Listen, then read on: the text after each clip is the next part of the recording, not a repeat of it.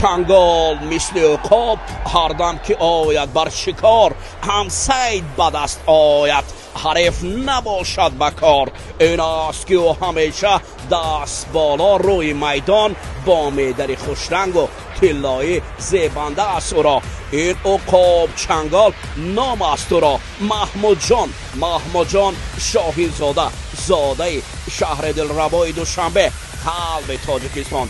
سال تولد 2010، سنه تولد 15 اوگوست. خواننده صنف 8 مکتب رقمی 21 ناگه شاه منصور. او قهرمان است، قهرمان جهان میدان جیوجیتسو میانی نورسان، چمپیون تاجیکستان بین نورسان آید به جیوجیتسو و گرپلینگ، غالب و جایزه‌دار مسابقات بین المللی در نمود جیوجیتسو و گرپلینگ.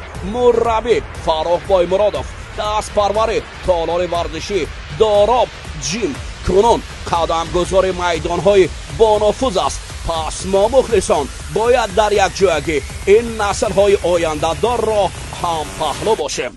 تاجیکستان با پیش، عقاب چنگالانش با پیش.